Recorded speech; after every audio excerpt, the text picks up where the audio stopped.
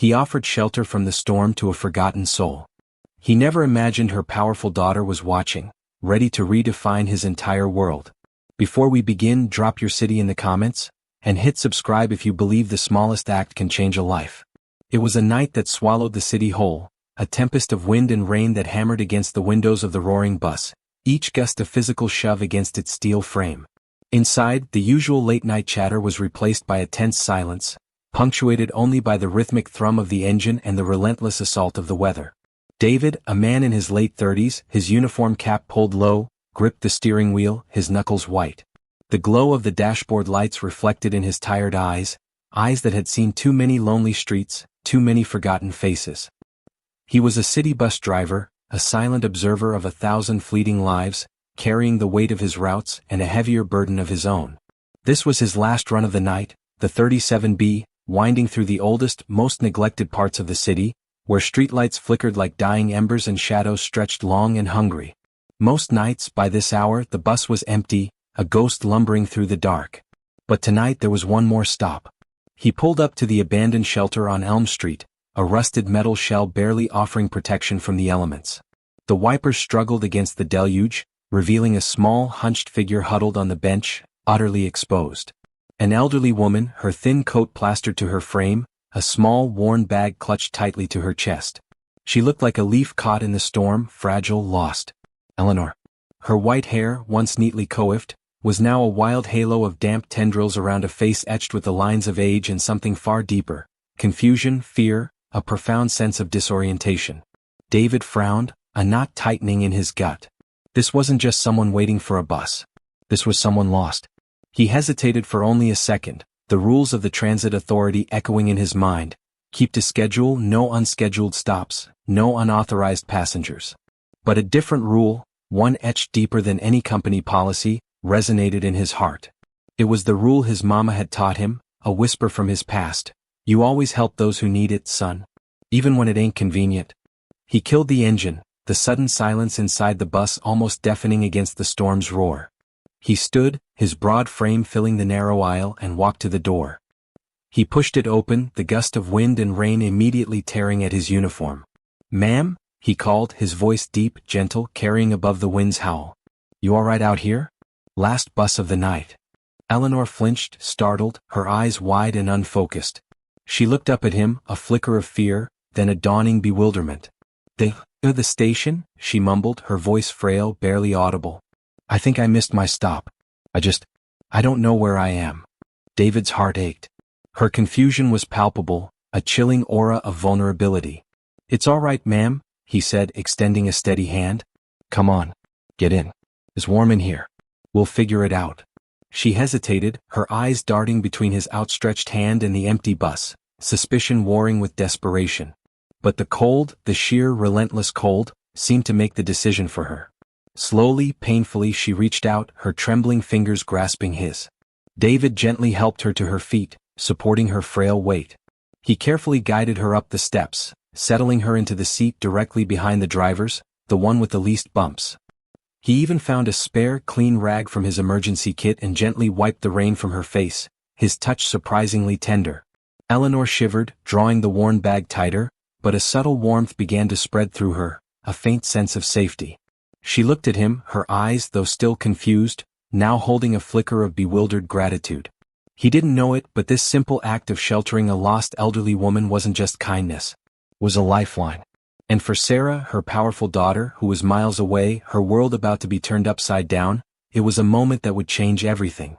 David, 38 years old, and the city in all its relentless anonymity, had taught him to become a master of quiet observation. He drove the routes, day in and day out, watching the ebb and flow of lives from behind his windshield, present yet unseen, a silent guardian of the city's veins. His existence was a constant, grinding effort to stay afloat, a delicate balance of paying the bills and trying to keep his own dreams from fading into the exhaust fumes of his daily grind. His small, neat apartment, filled with the faint scent of cinnamon from the candles he lit for his late mother, was his sanctuary from the harsh realities of the world outside.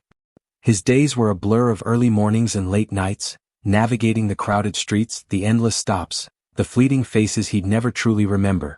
Every fare, every penny was accounted for, a testament to his quiet, relentless fight for survival that he carried the echoes of a past where help was scarce and hardship was a constant companion. His mama, a woman who had worked her fingers to the bone as a cleaner, had instilled in him a quiet, unbreakable resilience. "Son," she used to say, her voice soft as worn fabric, her hands, though calloused, always gentle, "the world ain't always kind. But that don't mean you can't be. You always help those who need it. That's your honor, David. That's your strength." It was a lesson David had internalized, a silent creed that guided his actions, a moral compass that pointed true north even when the city's cynicism tried to drag him down. He had seen firsthand what it meant to be unseen, unheard, dismissed. He had known the biting cold of winter nights, the gnawing hunger of an empty stomach, the silent shame of reaching out for help only to find empty hands. He knew what it felt like to be Eleanor, vulnerable and lost. That empathy was not a weakness, but the core of his immense strength, a wellspring of compassion that never ran dry, no matter how much life took from him. He didn't know Sarah, Eleanor's daughter. Didn't need to. Eleanor's eyes, those wide, lost blue eyes, had told him enough. The kind of confusion that age brought, coupled with a deeper, unsettling vulnerability that spoke of a life suddenly unmoored. The kind of fear that crept into the voice of someone who had nothing left to protect themselves with. It was a look he knew all too well from a different time, a different life, from a reflection that once haunted his own gaze. And across the city, in the sterile high-stakes world of political power, Sarah, a woman consumed by ambition and responsibility, was about to receive a call that would shatter her carefully constructed reality. She wouldn't know it, but her mother's encounter with the kind bus driver would become the quiet catalyst. It was about to set a chain of events in motion that would change both their lives forever, tying them together in a destiny neither could have foreseen. The storm outside continued its relentless beat, but for David, a single, unexpected warmth had just begun to thaw the ice around his heart, a crack in the carefully constructed fortress of his solitude. Hours later, the storm had lessened to a persistent drizzle, but the city still felt heavy, suffocated by the lingering damp. David, his shift finally over, pulled his bus into the depot, the roar of the engine dying with a sigh. He had made sure Eleanor was comfortable, wrapped in a blanket he found in the emergency kit, sipping hot tea he'd managed to get from a kindly late-night gas station attendant. Her confusion had remained, a flickering candle in her eyes, but the terror had receded, replaced by a fragile peace. He had dropped her off at a local community center known for its overnight shelter, gently explaining her situation to the staff, ensuring she was safe. He hadn't asked for a name beyond Eleanor, hadn't pressed for details. His job was to help, not to interrogate. He left her with a final, reassuring smile and headed home, the quiet satisfaction of a good deed a small warmth against the chill of his own empty apartment. He assumed she was just another lost soul, now safe, her story concluded for him. He couldn't have been more wrong. Miles away, in a world far removed from the cold, quiet streets of David's route, a different kind of storm was just beginning. Sarah, the state governor, a woman whose life was a meticulously choreographed dance of public appearances, policy debates and relentless schedules, felt a cold dread seize her gut. Her sprawling, elegant home, usually a haven of quiet luxury, now echoed with the frantic whispers of her security detail. Eleanor, her mother, had been missing for hours. Eleanor, who had been struggling with early-stage dementia, a truth Sarah kept fiercely guarded from the public eye, a vulnerability she couldn't afford to expose. Sarah, always in control, felt a chilling panic creep into her veins. Her mother, the woman who had sacrificed everything to raise her, who was now her most profound, secret responsibility, was out there, alone, in this unforgiving night. The governor's mansion hummed with controlled chaos. A dedicated team, usually focused on state security, was now mobilized for one purpose: finding Eleanor Vance. Any leads? Sarah demanded, her voice sharp, betraying the raw fear gnawing at her. Her chief of staff, a grim-faced man named Reynolds, shook his head. Last seen leaving her apartment complex around 8 p.m., went for a walk. Security footage shows her getting disoriented, then, nothing. We've got units canvassing every route, checking every shelter. Sarah closed her eyes, picturing her mother's fragile frame, her often confused gaze. The weight of her public persona, the need to appear strong, decisive, crushed down on her private agony. She was the governor, capable of moving mountains, yet she couldn't find her own mother. The helplessness was a bitter taste. Meanwhile, back at the bus depot, Marcus Thorne sat in his idling Bentley, which had followed David's bus for the final leg of its journey. His sharp, gray eyes, usually focused on market trends and investment portfolios, were fixed on the unassuming figure of David as he cleaned his bus. Marcus had spent the last few hours on his own relentless search, not for a lost mother, but for a hidden act of compassion. He had dispatched his own team, tapping into his vast private network, not just to trace Eleanor's movements, but to identify the driver who had dared to stop to care. His assistant, Nora, had delivered the grainy surveillance footage from a street camera near the bus stop where Eleanor was picked up. The image was fleeting, blurry, but clear enough to show David, a dark silhouette, reaching out a hand, helping Eleanor onto his bus. Marcus had watched that clip repeatedly. His eyes, so accustomed to seeing greed and self-interest, saw something different in David's posture, in the gentle way he guided the old woman. It was a stark contrast to the callous efficiency of the world Marcus inhabited, and he admitted to himself with a jolt, the very way he had often conducted his own life. He didn't believe in sentiment, but he recognized a truth when he saw it. This man, David, had acted purely out of humanity, with no expectation of reward. Marcus, the master of debts and obligations, knew he had just witnessed something invaluable. He picked up his phone, his thumb hovering over a contact. "Reynolds," he muttered, recognizing the number on his screen. Sarah's chief of staff. Marcus had known Sarah Vance for years, a political force, ambitious and driven. He knew of Eleanor's quiet struggle, a closely guarded secret of the powerful governor. This connection, this act of kindness, was about to intersect two vastly different worlds in a way neither David nor Sarah could possibly foresee. The pieces were falling into place, a powerful convergence set in motion by a bus driver's simple, profound act of caring. The quiet satisfaction David felt from helping Eleanor was short-lived, replaced by the gnawing anxiety that often accompanied any deviation from protocol. His supervisor, a stern by-the-book man named Mr. Henderson, had already left a terse message on his work phone. "Report to my office first thing, David. Regarding an unscheduled stop on your last route." David's gut clenched. He knew the rules. He knew the strict zero-tolerance policy for anything that disrupted the rigid schedule or bypassed procedure. In a system built on efficiency, kindness was often seen as a liability, a weakness that could lead to reprimand or worse, suspension. He barely slept, the image of Eleanor's lost eyes battling with the cold, official words of Henderson. He was a good employee, dedicated, reliable. But he was also a black man in a position where any misstep could be amplified, scrutinized, judged. His livelihood, balanced so precariously on the edge of his next paycheck, felt suddenly vulnerable. The next morning, the air in Henderson's office was thick with implied accusation.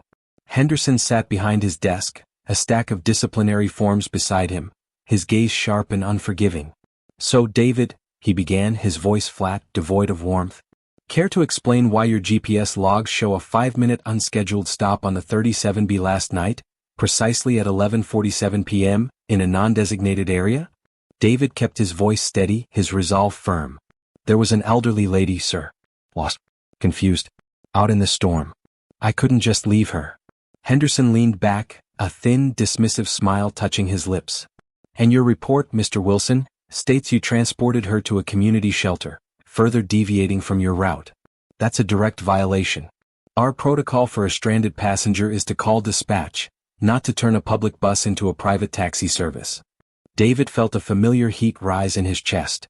"Dispatch would have taken an hour, sir." She was shaking. Scared. She could have caught pneumonia. "Your personal feelings aren't part of company policy, David," Henderson snapped, his voice rising, a thinly veiled threat. "This is a serious breach. I'm recommending a 1-week unpaid suspension, effective immediately. And any further infractions, well, you know how it goes." The words landed like a physical blow. A week unpaid. That meant missed rent, stretched groceries, the fragile balance of his life teetering closer to the edge. He stared at Henderson, the injustice of it all a bitter taste in his mouth. He had done the right thing, the human thing, and now he was being punished for it. He felt the cold sting of a world that valued rules over humanity, profit over compassion. Miles away, in her austere wood-paneled office, Governor Sarah Vance had finally received the news that simultaneously shattered her and brought a wave of immense relief. Her mother, Eleanor, had been found. She was safe, recovering at the downtown community shelter. The relief was overwhelming, almost paralyzing. But it was quickly followed by a searing guilt, a cold awareness of her own failure to protect the one person who mattered most. "Who found her?" Sarah asked, her voice hushed, ragged with emotion, her hands trembling as she clutched the phone. Her chief of staff, Reynolds, sounded weary but relieved. A bus driver, Governor. On the 37B route. He picked her up out of the storm, stayed with her, got her to the shelter. By all accounts, he went above and beyond. Sarah closed her eyes, picturing the scenario. Her mother, lost and vulnerable, a storm raging and a complete stranger stepping in. It was a stark contrast to the sterile, efficient search her own office had mounted. A bus driver? She murmured, the words foreign in her mouth, accustomed as she was to the names of senators and COs. Give me his name. And everything about him. I want to meet him. Immediately. Reynolds, ever the pragmatist, hesitated. Governor, with all due respect, your mother's disappearance has been a highly sensitive matter. A public meeting with a transit employee could raise questions about. Sarah cut him off, her voice suddenly sharp, imbued with the full force of her authority. My mother was lost, Reynolds. A man, a stranger, did what we couldn't. He saw a human being in distress and acted. That's not a liability, that's the kind of decency this city, this state, needs to see. Get him here. And find out if he faced any repercussions for his actions. If he did, I want them reversed. Now.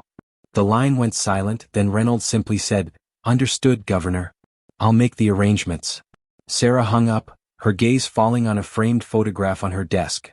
A younger Eleanor, vibrant, smiling, holding Sarah's hand. A wave of profound gratitude, mixed with a deep, unsettling self-reflection, washed over her. The universe, in its intricate way, had sent an unlikely hero to save her mother, reminding her that true power sometimes resided not in titles or wealth, but in the simple, selfless act of a decent human being. Meanwhile, Marcus Thorne in his silent war room had already confirmed the details. His private intelligence network had cross-referenced Eleanor Vance's movements with transit records, piecing together the story of the bus driver's selfless detour. He'd even acquired discrete footage from the bus depot, showing David's tired, dignified face as he walked away, unaware of the ripple effect his kindness had set in motion. Marcus, a master strategist, saw it all unfold. The raw human connection, the institutional indifference, the governor's desperate search, and now, her burgeoning gratitude towards this unassuming driver. He knew Sarah Vance. He knew her political mind, her drive, her carefully cultivated image. This incident, handled correctly, could be a powerful narrative for her. Handled poorly, it could expose uncomfortable truths. He also knew that David, the bus driver, represented a rare commodity in a world increasingly devoid of genuine compassion. Marcus, a man who believed in strategic investments, saw an opportunity, not just for a public relations coup but for something more profound. He saw a chance to invest in a different kind of value, a human value that had touched his own hardened heart through the kindness shown to Eleanor. He picked up his phone, dialing a number he hadn't called in years, a number that connected him directly to the governor's chief of staff. The pieces were falling into place, not by accident, but by the quiet, deliberate actions of an unseen hand. The air in Mr. Henderson's office was already heavy with the weight of David's impending suspension when the door swung open, not with a knock, but with a quiet, undeniable authority. Governor Sarah Vance stood there, flanked by Reynolds, her chief of staff, and another stern-faced aide. Her presence filled the small, sterile room, instantly silencing Henderson, who had started to stammer, rising awkwardly from his desk. Sarah's eyes, usually sharp and focused on legislative charts, were fixed on David, holding a gaze that was both intensely scrutinizing and profoundly grateful. Mr. Wilson, she said, her voice clear and resonant, cutting through the tension. I understand you were on the 37B last night. David, who had resigned himself to the unfair suspension, felt a tremor of confusion and a flicker of bewildered hope. He nodded slowly, still standing. Yes, Governor. Sarah turned her gaze to Henderson, and the temperature in the room seemed to drop several degrees. Mr. Henderson, I've been informed of your decision regarding Mr. Wilson's breach of protocol. I find it deeply misguided. Henderson's face blanched. Governor, with all due respect, rules are rules. We can't have drivers deviating from. Sarah cut him off, her voice unwavering, laced with steel that allowed no argument. My mother, Eleanor Vance, was found last night. Lost, disoriented, and exposed to a severe storm. She was picked up by Mr. Wilson who, defying your rules, chose to act as a human being first. He not only brought her to safety, but personally ensured she was settled at a shelter, going above and beyond the call of duty. While your dispatch system was still processing a missing person report, Mr. Wilson was saving a life. The words landed like a gavel, silencing all protest. Henderson shrank back, his disciplinary form suddenly looking flimsy and irrelevant. Sarah turned back to David, her expression softening, her eyes holding a deep, sincere gratitude that made his chest swell. "Mr. Wilson, on behalf of my family, and indeed, on behalf of every citizen who believes in basic human decency, thank you. You exemplify the very best of what public service should be." She extended her hand, a gesture of profound respect. David, still reeling, took it firmly. "I just did what was right, Governor," he murmured, his voice thick with emotion. "Anyone would have." Sarah's smile was knowing. "No, Mr. Wilson. Not everyone would have. And that's precisely why your actions matter so much." She then turned back to Henderson, her gaze piercing. "Mr. Henderson, I expect Mr. Wilson's suspension to be rescinded immediately. Furthermore, I will be working with the Transit Authority to review and revise protocols regarding vulnerable passengers, ensuring that acts of compassion are not penalized but championed. Mr. Wilson will be instrumental in this process." Henderson, defeated, could only nod, muttering, "Understood, Governor." The news spread like wildfire. A local news crew, discreetly tipped off by Marcus Thorne's network, was waiting outside the depot. By noon, David's story was dominating every local news channel. The quiet bus driver who saved the governor's mother. The raw injustice of his near suspension juxtaposed with his profound kindness sparked public outrage and a wave of support. The Transit Authority, under immense public and political pressure, not only rescinded his suspension but issued a public apology, announcing a new David Wilson Compassion Award for employees going above and beyond. David was overwhelmed, his phone ringing off the hook, his face, usually a quiet presence, now splashed across every screen. His life, in a single, unexpected moment, had been completely upended. It was a life-changing surprise, a testament to a truth he had always lived by, now loudly proclaimed for the entire city to witness. The whirlwind of attention eventually subsided, but David's life was irrevocably changed. He was no longer just a bus driver, he was a symbol. He worked closely with Governor Vance, his quiet, practical wisdom invaluable in reshaping transit protocols to better serve the city's most vulnerable. His voice, once unheard beyond the confines of his bus, now resonated in boardrooms, advocating for empathy and dignity in public services. He helped establish training programs for drivers, rooted in the very compassion he had shown Eleanor, ensuring that no lost soul would ever again be left out in the cold. Eleanor, safely home and under specialized care, never fully regained her memory of that night, but she often spoke of the kind driver, a gentle presence that had brought her comfort in her confusion. Sarah, the governor, visited David frequently, their relationship evolving beyond a professional obligation to one of deep, mutual respect. She saw in David the embodiment of the values she aspired to for her state, a living reminder that true leadership was about more than policies and power, it was about heart. And then there was Marcus Thorne. He watched it all unfold, a quiet architect behind the scenes. His initial calculations, driven by a cold, strategic mind, had given way to something far more profound. He had seen the raw, unvarnished humanity in David, a stark contrast to the sterile, transactional world he had inhabited for so long. He saw how David's simple act had not only saved Eleanor but had sparked a transformation in Sarah, a reawakening of her own empathy. Marcus, a man who had built empires on data, realized he had overlooked the most valuable metric of all, human connection.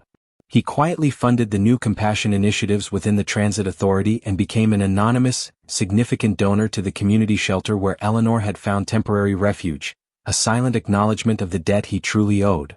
He even, cautiously, began to spend more time with Eleanor, driven by a quiet reflection on his own disconnected past. He learned from David's example, understanding that true legacy wasn't just in wealth, but in the unseen acts of kindness that ripple through a community. Sometimes the smallest act of love rewrites someone's whole story. David, the quiet bus driver, proved that. He didn't seek fame or fortune, but he raised his hand when no one else would. He extended warmth when the world offered only cold, and he stood up for what was right when it would have been easier to stay silent, to just follow the rules.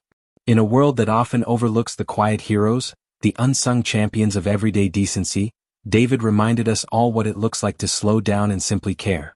His legacy wasn't built on grand speeches or political rallies. It was built on the quiet, profound truth that true leadership often begins with a single, selfless act of humanity on a deserted bus route, a hand offered to a forgotten soul, proving that the most powerful changes in the world are often orchestrated not